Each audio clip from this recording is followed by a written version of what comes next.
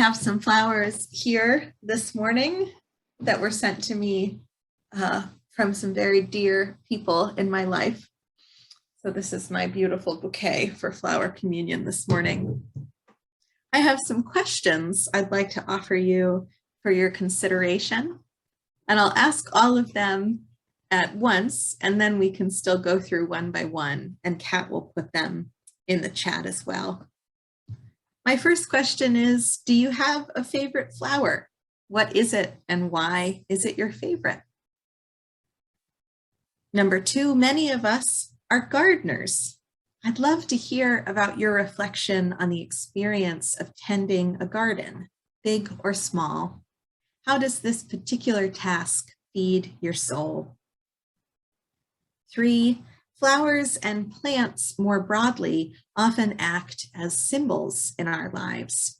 In some ways, flowers seem to have magical properties. Basil, for example, cooked in food or gifted as a present, represent good wishes.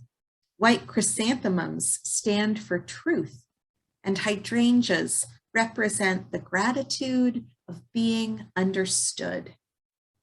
Petite sunflowers can indicate adoration when gifted, and red roses, as we all know, mean love. Are there any flowers or plants which hold a certain meaning or magic in your life? Which flower and what does it represent? And finally, part of flower communion is about celebrating our diversity within our beloved community. Flowers are deeply varied and all uniquely beautiful. How have the different people you've encountered at the CVUU added beauty to your life? I invite you to raise your hand in the reactions function and I'll call on you. And I also encourage people to write their answers in the chat. And as you write your answers in the chat, I'll read them out. So we can start. Do you have a favorite flower? What is it and why is it your favorite? Or if you know you have an immediate answer to the other questions, go ahead and feed them in the chat or raise your hand in the reactions function.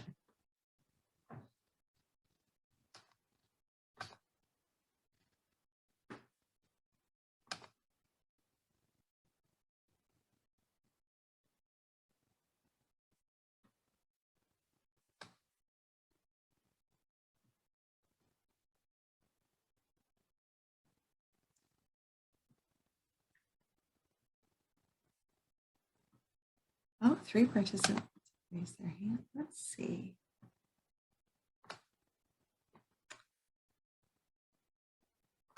I'm having some trouble sliding down here. Moria, why don't you go ahead and unmute yourself and share? Okay. Well, while you were talking, I went and got this out of the kids' room. When our boys were little, the grandsons were little, we had a cat, a tuxedo cat named Frankie. And we absolutely adored Frankie and would read this story. The boys begged for this story of Feathers for Lunch because this cat is trying to catch a bird. And it goes through and it has these wonderful pictures of plants and birds. And like, here's the robin.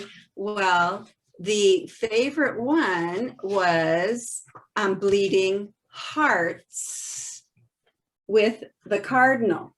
And so to this day, I go out and I pick bleeding hearts in the spring and I mail them to the boys.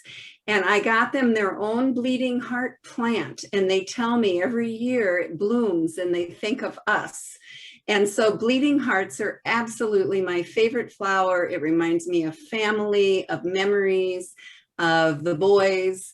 And it is just, I look forward to our bleeding hearts every spring coming and blooming and so that I can send them off to the boys. So that's my favorite flower. How do you ship them so they arrive intact? I take paper towel, wet paper towel, and saran wrap and wrap it around the base and put it in tissue paper and mail them, and they've made it every time. Oh my gosh, what a sacred gift. That's exactly the kind of content I'm looking for this morning, Gloria. Thank you. That's beautiful. Wow. Who knew you could send bleeding hearts in the mail? All right, we've got some answers in the chat here. Judy says, bird of paradise flower. I first saw live ones in Bermuda. Wow, yes. I had a friend in college who had a giant bird of paradise tattoo on her back. It was glorious. Wow, look at that picture you've got, Judy. Very cool. It's actually needlepoint that I did. I bought this in Bermuda and made it. And I'm looking at the back and it says 1982. Oh my when I did gosh. this. Wow. And I wrote, bird of paradise flower is my favorite. So there you go. Oh, that's awesome. What a cute little memory Chomsky. That's awesome. Kat says that her favorite flower is the Peruvian lily. They remind her of her bridal bouquet and make her happy. Oh, wonderful. Stacy Bartz, I love surprise lilies because poof, there they are. We've, Skylar hung some bird feeders this spring and we've had surprise flowers popping up from the bird seeds that have landed. It's been so fun. All right, Steve says, as a lifelong UU, the people I have come in contact with through the various churches and fellowships we have belonged to and visited make up a most glorious bouquet. Absolutely beautiful sentiment, Steve. Thank you. Let's see, Carolyn's favorite flower is the Alstroemeria or Peruvian lily, just like Kat. I like them because they are beautiful, come in many colors. They are long lasting in bouquets, and my brother and sister-in-law grow them in Woodland, California. Very cool. Let's see, I see some other raised hands. Sophie, why don't you go ahead and unmute yourself and share with us? I'll admit I do not know the name of my favorite flower, but it's like, it's one flower, but it's just a bunch of tiny little flowers all in one bouquet. And hydrangeas, are they hydrangeas? They can be blue or white, and they're little baby flowers in like a big puff. Yeah. They're like really tiny, like, and then there's like a million flowers. I like them because it reminds me of a big group of friends all together and happy. Oh, that's awesome. A big group of friends. That's so cool. I maybe you're talking about hydrangeas. Hydrangeas are my favorite, but maybe not. If I don't know anything about flowers, but if people might think they know which flower Sophie's talking about, write it in the chat.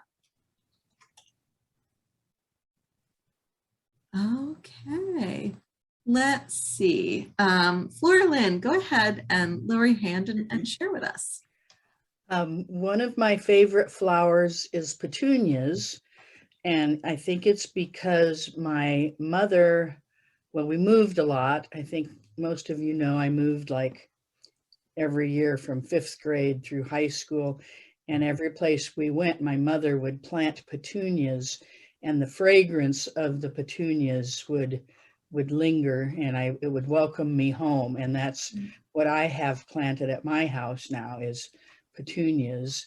And so it's the fragrance and the beautiful colors and the fact that it's a link to moving all the different places. And the other one is gardenias. And again, it's because of the fragrance, that the fragrance would just grab you. But gardenias are pretty much a tropical type flower. So I only got to experience them when I lived in a tropical climate. So those are my favorite flowers. Oh, very neat. The smell of home. I like that a lot. I'm trying to see Mandy Booties. We've got comments coming fast and furious. That's great. Mandy says that she loved dandelions when she was a child because they made boring green lawns so cheerful. I was disappointed when I found out they were a weed. It took many years before I would admit to myself that I still love them and told Rob I didn't want him to kill them in our yard. They mean spring and cheer to me. Oh, that's wonderful. Oh, and Carolyn feels the same way about dandelions. I have a bunch of them in my front yard every spring. I love the way they pair with violets in my lawn. Yes, that purple and yellow together. Let's see, Sally Brand. Hyssop is blooming now in my home garden and at the CVUU pollinator garden. They're a wonderful pollen bomb and attract clouds of insects, especially bumblebees. Think of the pollinator garden as another commitment of our congregation to diversity in the world. Absolutely, yes. Karen, why don't you go ahead and lower your hand and share with us? Okay. Well, I think bleeding hearts have to be my favorite flower too, just because they're so small and delicate, and they're perennial and they come back every year. You don't have to do anything to them. But I just wanted to, since we're not in that season right now, I just wanted to share. Well, I just went outside and grabbed one of these. I'm not sure what this is, but we have a bunch of them blooming right now outside, and they're gorgeous. Very pretty. Somebody tell me what this is. Someone tell us in the chat what that is. I love the dots. Yes. Yeah, very cool. All right, Al, go ahead and unmute yourself and share with us. Well, way back over half a century ago, when Pam and I were still dating, okay, it was the first birthday that she'd had while I was dating her, and she was down in Louisiana visiting her parents. So I sent her a dozen yellow roses, okay? And then somehow it got messed up and she got 2 dozen yellow roses. So she figured, boy, this guy must really love me. even though in my budget it was only 1 dozen yellow roses, but somehow we got the other dozen as a free bonus. But anyway, so she's been the person that's really introduced flowers into my life, and I started gardening with her mainly kind of to support her, but now I love it myself, and I love the black-eyed Susans that come out in the fall. You know, they come out in late summer when a lot of other stuff is finished, and of course I love the coneflowers and the bee balm and some of our other natural things, and of course every year we plant coleus, which doesn't flower, but it's really beautiful. So. Yeah. Oh, that's funny. Al, how long before you told her that you really only meant to send her 1 bouquet? Well, I think she and her parents kind of figured it out. I'm going to read this comment. I'm not sure if it comes from Carla or Michael. I love chrysanthemums because they bloom in the fall when I have my birthday. They have many varieties and were my mom's favorite. I love camellias because my dad tended in our yard, but they don't flourish in this zone. Rhododendrons remind me of college in Oregon and are perennial in our garden. Oh, lovely. So many memories attached to flowers. Mary Kay, go ahead and unmute yourself and share with us.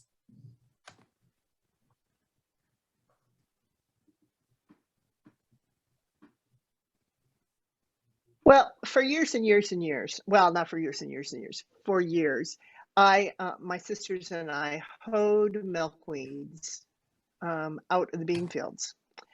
And when we would miss one, we would have to go back and get it. And the supervisor was our dad. I had to walk behind Sarah, who was much younger, because she was always missing them. And so I would hoe them out for her. So now I have milkweeds in my flower gardens, unintentional milkweeds in my flower gardens. And each year I look at them and I go, you really are in the wrong place. And I have a struggle. I have to struggle to not pull them out because of that past history. So anyhow, there's a lot of milkweeds. This year they are blooming. Some of them they don't all bloom, which is kind of interesting. And they're the common milk. I would call them Sally the common milkweed. Yeah. And anyhow, so they will get pods on them. I will cut off the pods so that hopefully they don't keep reproducing in that area. And I'm trying to encourage them to reproduce other areas. That's not always successful. But having said that, the pods are already forming. If people want milkweed seeds, I'm more than happy to share my milkweed seeds with you, because I certainly don't want to end up with a, yeah, with a yard full of milkweeds. And they'll grow anywhere. They grow up in the lawn. Yeah. So let me know if you want milkweed seeds. There you go. All right, it's really wonderful to hear all these memories associated with plants and flowers. I thought that may be the case. Oh, Sophie said that their mom found the name on Google. My favorite flower is a West Indian lantana. Oh, I don't know what that is. I will have to Google that. And lots of folks answered Karen, and the flowers that she has growing in her yard are old-fashioned tiger lilies. I don't know what makes them old-fashioned, but that's what they are. All right, Carla and Michael, I see your hand is raised. Go ahead and unmute yourself. I had written the first comment, and then Michael wants to be, he's sitting here, but he's out of the camera range, about our peonies hedge that was planted by Chris Bubser, Rita Lynn's son, when we first came to Cedar Falls.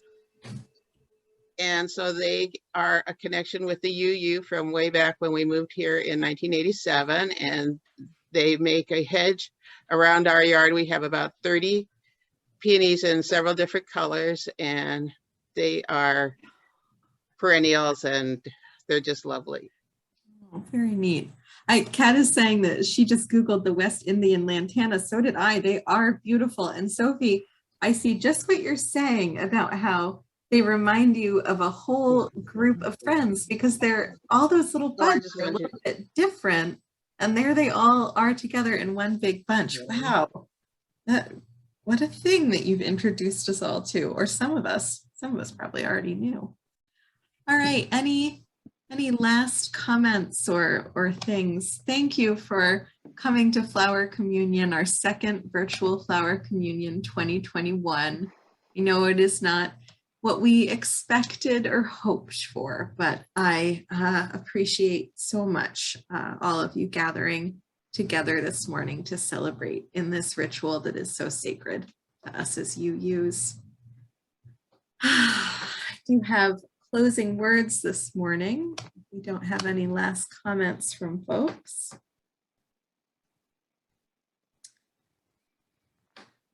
Our closing words come from Audrey Hepburn, because why not?